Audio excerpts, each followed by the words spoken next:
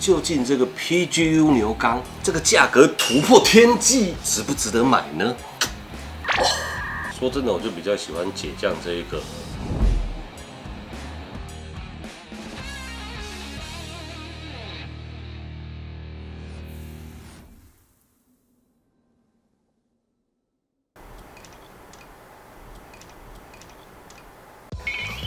没有错，我感应到了，要出 PGU 牛钢了。这个感应吗？这已经多久了？哦，这是旧新闻了。嗨，各位朋友，大家好，我是 MD 的小江老师。这一集呢，我们就要带大家来介绍一下，究竟这个 PGU 牛钢这个价格突破天际，值不值得买呢？这个节目的一开始呢，我们就会带大家拿这个 PGU 的牛钢跟解体降机的牛钢稍微做一点点比较，然后呢，也带大家跟 PGU 的粗钢做一点价格上的比较。最后，我们来看看这个钱到底是花在合金玩具收藏品比较值得呢，还是自己买66000元日币定价的 PGU 牛钢比较值得？那讨论完这个大家最重视的价格之后呢，我们还会带大家看一下这次 PGU 牛钢的机体设定跟解降大概的差异是什么。那看完这些结构细节，看完这些美丽的机设，我们也会带大家进入这个比图的单元，为你的 PGU 的阿姆罗做超前部署。在你收到 PGU 的时候，你就已经会比图阿姆罗了。好，那我们就马上开始吧。毕竟呢，这个解体降阶牛钢是合金完成品，而 PGU 牛钢是组装品，本来就不能拿来做比较。就像牛肉跟猪肉谁好吃，这是各有所好。但是呢，我们还是可以来看看究竟它的价格定位跟它的规格有什么不一样。首先呢，有买过解体降机的朋友一定还记得，它的日币定价来到了10万块，而且呢，它的武器配件包是4万2，然后呢，它还有一个浮油炮背包是2万5，也就是说你全部买起来大概落在17万元日币，而 PGU 的牛钢来到了6万6，不过就是它的尾数嘛。那你仔细想想，如果我们把 PGU 牛钢花3万多给人家做，是不是跟它一样得到了一样的成品？你这样想，不贵吗？好像也还好。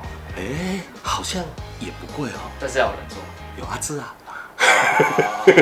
事实上，这样子的对比因为价格实在是有点悬殊了这个 PGU 的牛钢的定价真的是前所未见。可是呢，我们可以从跟 PGU 粗钢的身形比较，从身形比例，牛钢本来就比粗钢高这么多。我们假设，你看几公分？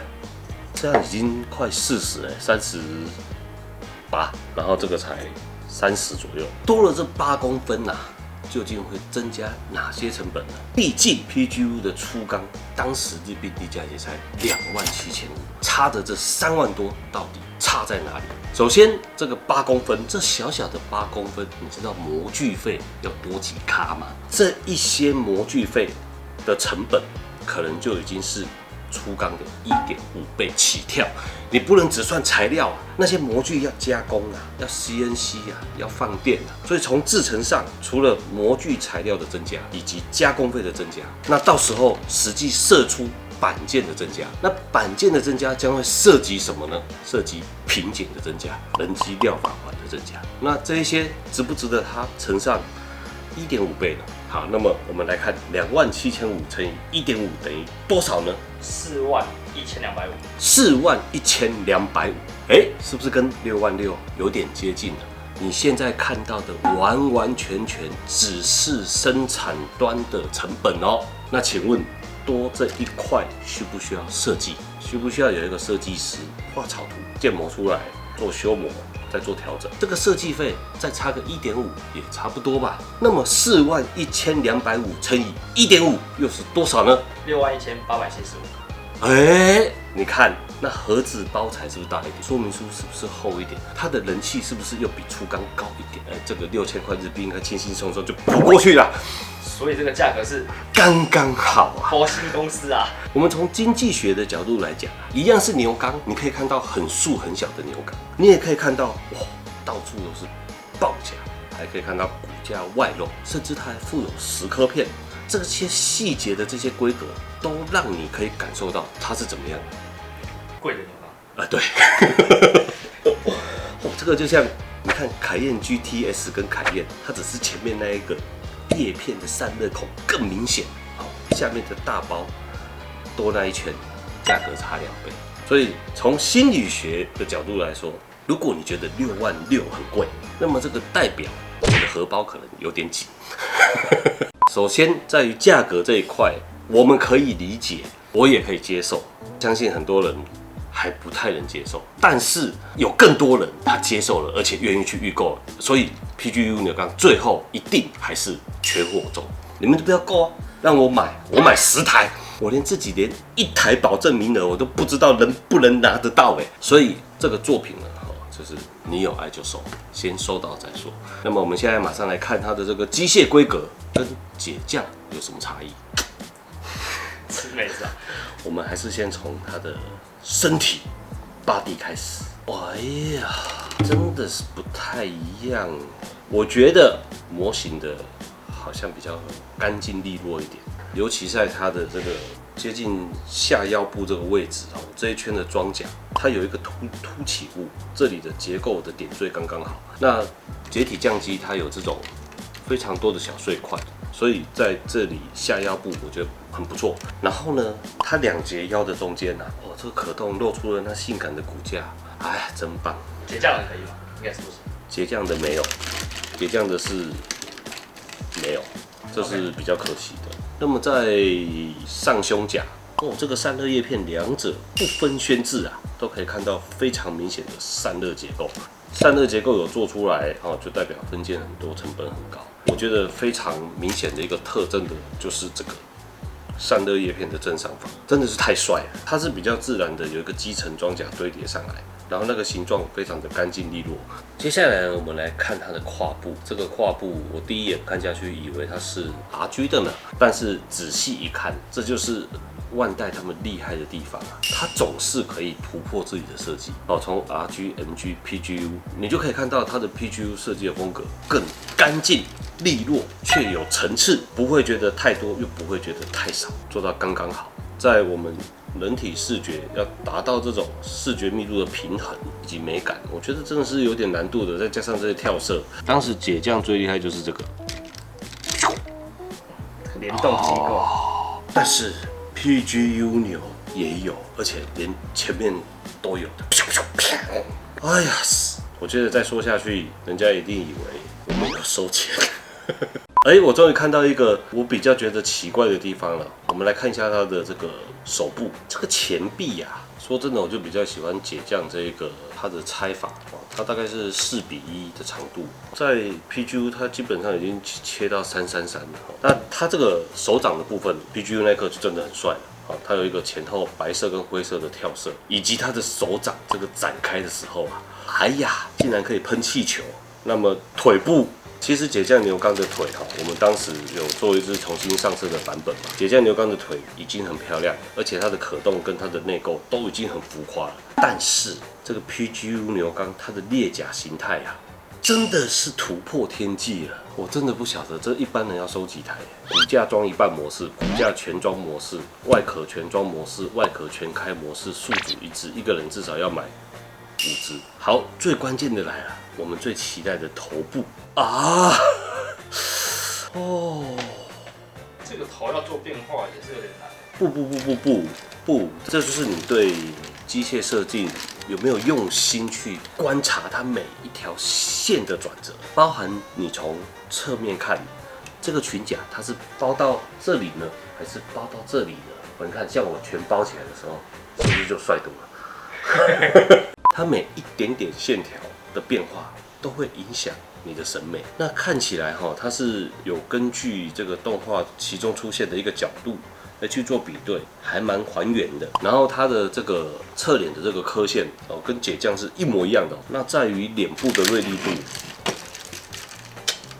解降的是不是更长一点点？其实解降的不是更长一点点，其实解降是在我们钢弹刻线的时候，通常会有一个非常锐利的转角，就是正常的钢弹都会这样，在脸切出一块很尖锐转角的这个面颊。解降它非常的可爱，就是它做一条曲线，所以你会觉得它的脸没有那么的锐利，加上本来有点长，所以很多人会觉得，好像稍微长，可是其实也没有太长，看久就习惯了。最后呢，我们赶快再来看一下它的感应炮的设计。这个感应炮它前面那块灰色的跟那个白色的对比资讯量，它采用了一个你们从小都听过，但是却不知道如何使用的黄金比例，1:61吧。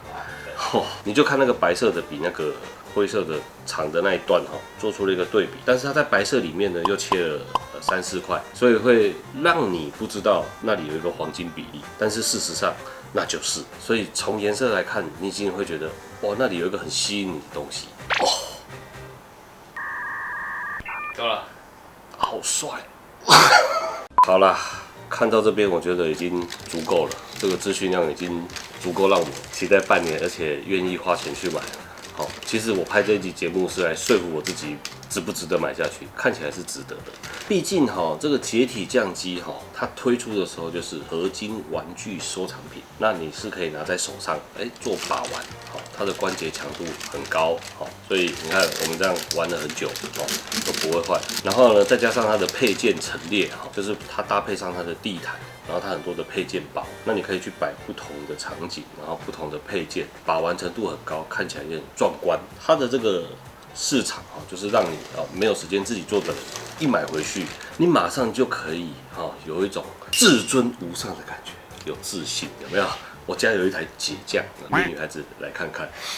这就好比你有钱买一台911，你有钱买一台法拉利，都是一样的意思，根本就是玩具圈的法拉利啊。很棒，所以我没有，这台是乔老师的，所以我没有玩具圈的法拉利，好想要有一台，所以我跟他借一辈子。那么我们再回到 PGU， 毕竟这个 PGU 它是一个模型的存在，没有组起来就是0，但是组起来它却有无限的可能。它有什么可能呢？第一个可能就是烂尾嘛，是组不完。第二个可能就是，我们速组剪，装起来，汤口剪平就好，也不用打磨，组起来贴贴纸，速组的可能。你想要它好看一点，不想喷漆，它有成型色制作的可能，就是我们把汤口打磨干净之后，喷一个水性消光，或者是消基的消光去阳台喷，那它就是一个成型色的制作那再来呢，你可以尝试帮它做平喷，帮它做刻线加深。高光阴影，更进阶可以帮他做战损旧化场景，所以它真的是从最基本的速组到无限的可能。所以有在玩模型的人，真的有理由不收嘛？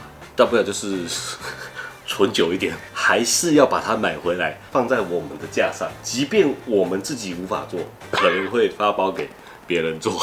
那这个叫做什么开箱？新人类开箱，什么都没有就讲完它了。那么我们大胆的预言，新人类是可以预测未来的。它的阿姆罗200%应该是没有涂装、没有分件的，就到时候有。好，不管了哈，因为呢，我们近期呢也推出了一些画笔，包含最入门的合成纤维系列。那么再来呢，会有什么呢？稍微进一阶，做工更好一点，材质的挑选更适合做细涂的。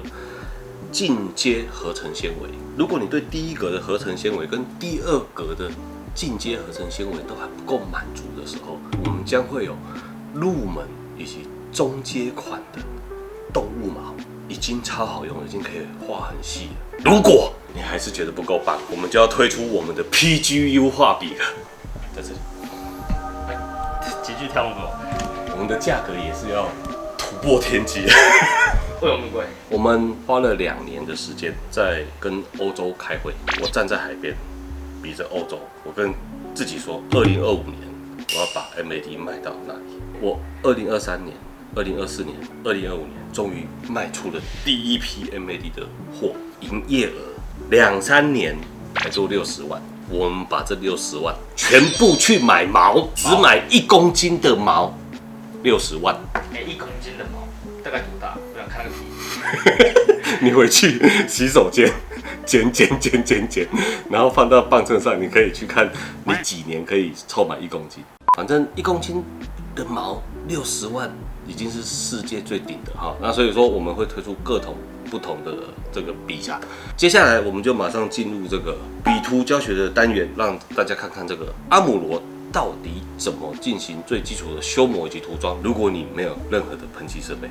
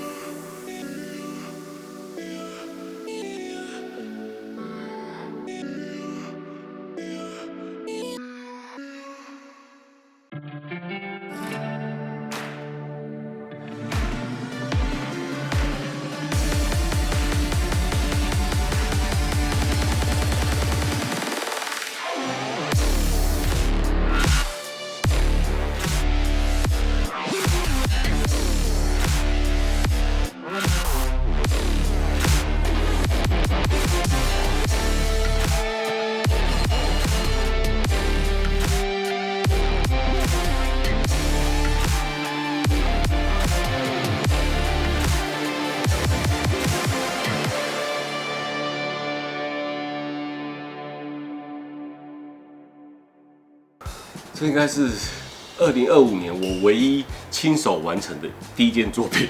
那我们还是赶快的呢，来回顾一下，究竟处理这个小人呢有什么超级秘诀分享给大家。第一个呢，就是这个迷你三角钨钢刮刀真的是太好用，在针对那种腿部、手部，甚至是这种手举起来的这种交叉内侧，它都可以很轻松的摸到就刮掉。如果你刮掉以后，轻轻的用纱布抛一下，连打磨都不用打磨，真的是很棒。那最厉害的地方是什么？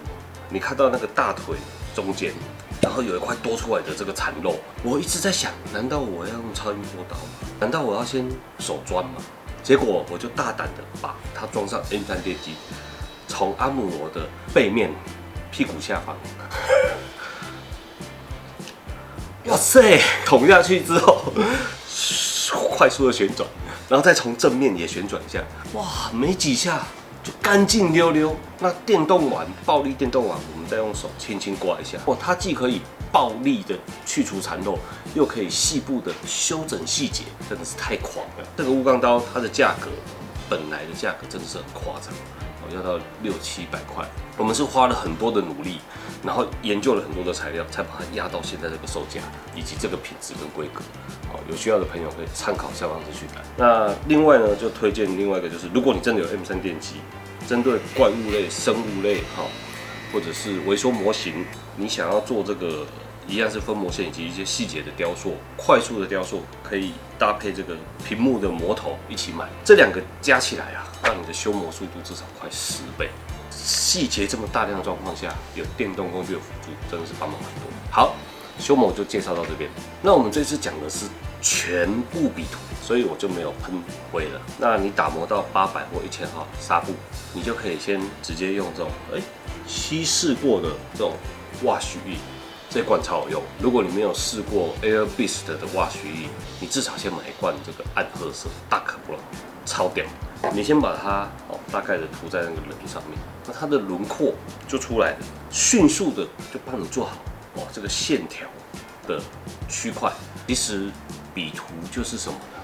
把正确的颜色放到正确的位置，这么简单。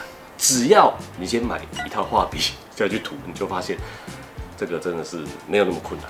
那涂完这个瓦许液之后你一定要挑出一把笔。你这个笔新笔拿到的时候，无论它是什么毛，它前面极度的有可能做了一个粘胶的处理。你要先轻轻的沾水轻压，把那个胶溶解开来。溶解开来以后呢，你的颜料一定要摇均匀，因为我们的模型颜料跟别人的颜料不一样，我们里面有这种粘着剂。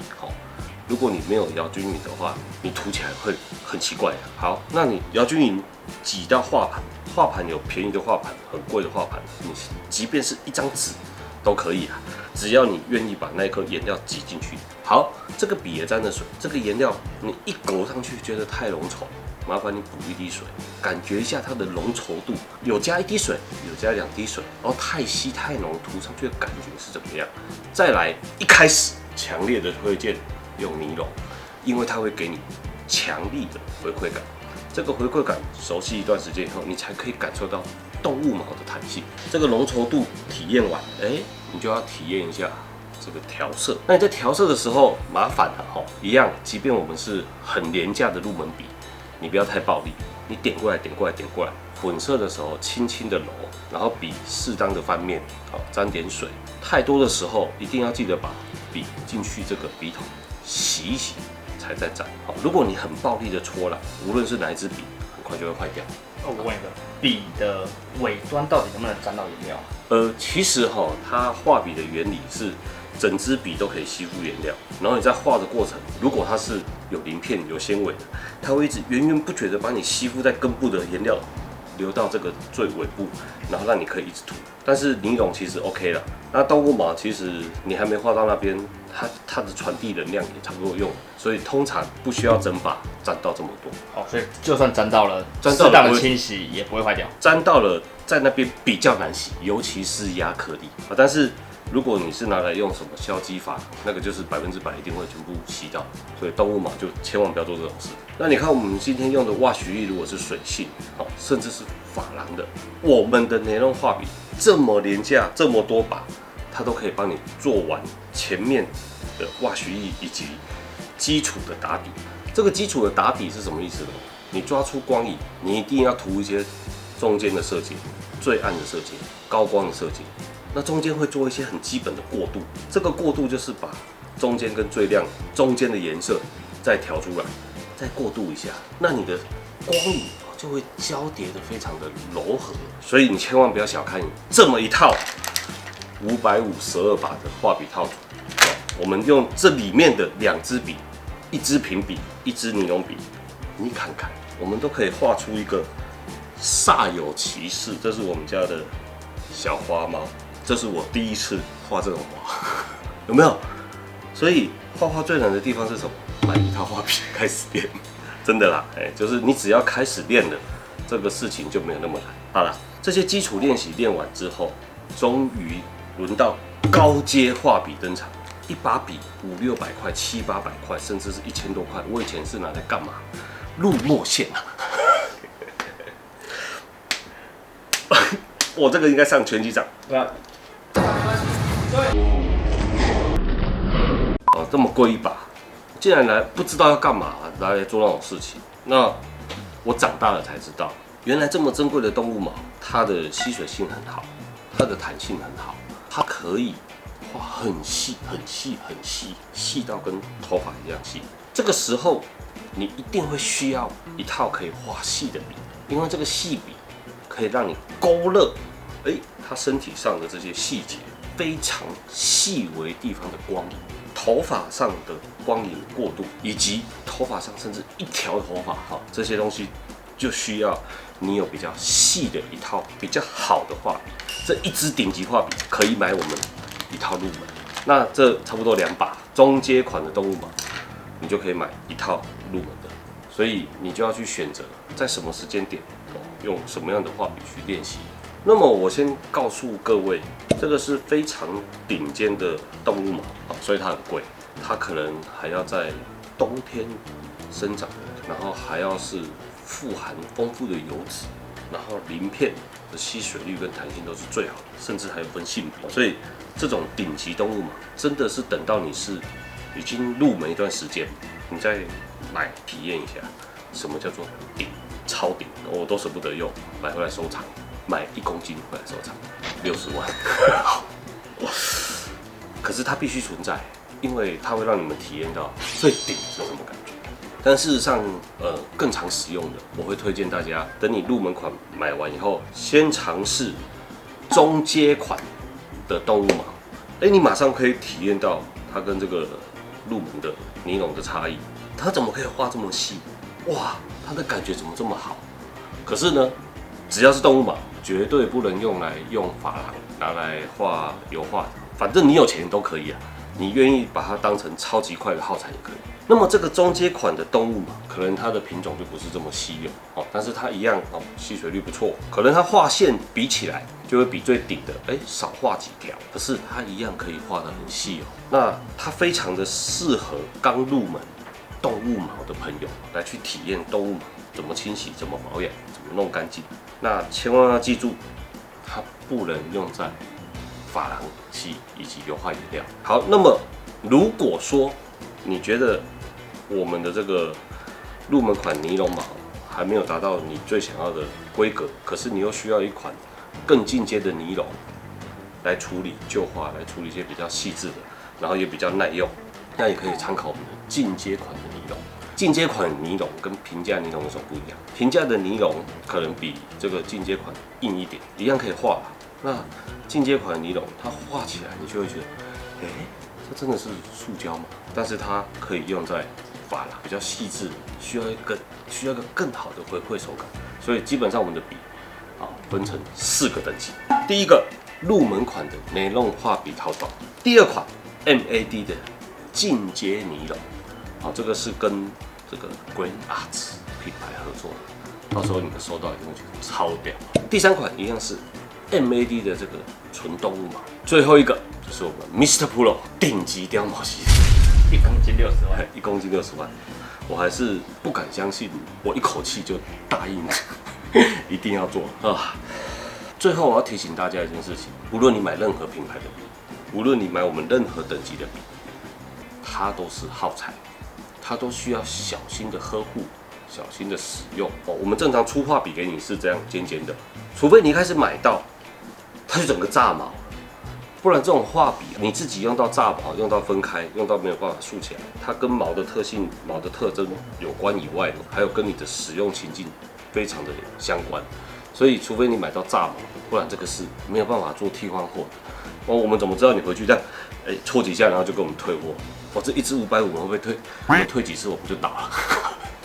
好，所以真的非常鼓励大家去体验一下每一种等级的笔。最后告诉大家一个非常重要的讯息，之前我们这个送木桶这个活动方案已经结束了，你们预购的都有送，请放心，请不要再私讯我。以前预购，今天为止以前预购的尼龙笔都有送木桶。目前为止预购的第一批已出货完成，第二批预计于7月出货，一样有送木桶，请不要再私讯店家催货，我们在努力生产检验中，请大家耐心等候，谢谢大家支持。你们跟店家订都有，记得跟他领12套组。这个活动结束了，接下来我们要开始招单这个 Grand Arts 与 MAD 联名的系列。那这里面的方案呢，一套选购一整套，好，它会加送我们 MAD 的画笔袋。这个画笔袋呢，它可以存放36支画笔，然后这个成本几百块，我们用送的，只有初回第一次招单有这个东西，限量。之后那个袋子是要卖的，不是用送的，就跟解体酱机它的灯组没有人在送的。可是我们为了刺激一下大家的这个购买欲望，也庆祝一下，我们终于跟一个顶尖的美术品牌合作，才做这个初回限定的这个赠送方案。好，所以你可以参考下方资讯，得到以下资讯。好，那么这一集的新人类超前开箱，还有这个超前部署笔图小人的单元，就到此结束了。喜欢我们的节目，请帮我们订阅、按赞、分享、开启铃铛。下次见，拜拜。第一次笔图怎么样？我觉得我快瞎了。你都用显微镜了呢？好好玩啊！就我跟各位说，我真的发现了一个非常关键的秘密。就笔图的时候，第一个真的不能着急，就是你千万不要想说一次要把它涂满，你要去感受那个笔尖沾到那个颜料，然后轻轻的带上去那个小面积的时候的那个感觉。所以我觉得这次涂的不好，太干。如果再让我涂一次 PGU， 我一定会涂得很好。PGU 的小人，对。好，我跟各位说，我真的发现了另外一个秘密例如说水桶，你可以买好一点的水桶，你也可以随便找一个资源回收的水桶。第二个呢，就是这种烘焙纸湿盘网络上很多，你都可以找一个随便海绵能吸水，然后能保持这个亚克力的水分，甚至盘子、碟子都可以。还有一个会影响这个的有什么？环境。那个环境，如果你一直有吹风，然后一直很干，你有可能觉得你在湿盘试的那个浓稠度差不多，结果你笔拿来这里，正在瞄准的过程，因为10厘或5厘，然后毛很小，你还在瞄准，就干了，它就干。后来我发现小苗子它都会在指甲上面画所以我们一开始稍微沾湿一点，然后瞄准一下，指甲带掉多余的一点点，然后再涂上去，就刚刚好。所以在笔涂的时候，你会感受到环境的温湿度，然后湿盘这个颜料的浓度以及它的这个湿度，然后最后呢是笔尖粘附的那一种感觉，然后再搭配我们最前面讲的，你那个笔摸上去的时候，你真的要这样，轻轻的，一点点，好，去带看看，你不要这样，好，那这样很快就会太厚，这就是一个笔涂的一个关键。然后你看，其实你只要下去练，真的你就会感受到这是什么感觉。那还有一个我非常想要跟各位分享的事情，就是这个笔涂不是只是物理把粉末放上去，你每次放上去的溶度然后散开的这些粉末，它就会慢慢的柔和，所以它是一个物理现象跟美学的一个结合。就是我放多少，然后每一次的粉末这样堆积起来，然后就会看到色彩叠出光影，然后叠出渐变，这根本就是理性与感性的结合。这个结合，这2天，现在这个笔图的世界里面，做梦都梦到光影啊！真的，眼睛一闭起来就是那个颜色的这样渐变，真美。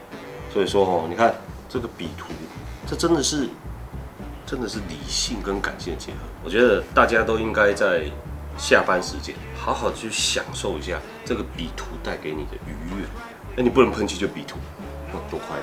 还有一个，我这几天涂这样涂，然后涂一涂就会一直这样驼背，我会一直揪，因为很累。但是我发现了一个好东西，你看。它这个你一直揪过去的时候，它就会提醒你稍微鼓起来，下巴要缩到胸口。这是什么？阿志给我偷买的正极椅吧？他涂不出来做这么好的椅子干嘛？不能这样讲，先把姿势调好，才可以把笔图做好。客观因素很多啦。对，客观因素，每一个交叉因子要把这个。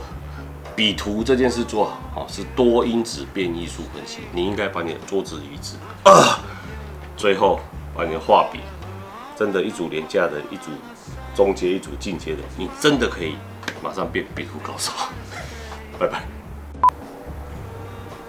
我真的发现 PGU 里面最难做的零件就是这一个，整合零件最难的就是这一片了。我觉得大家都应该挑战看看，不要再把这个小人丢掉了，它涂起来很好玩的。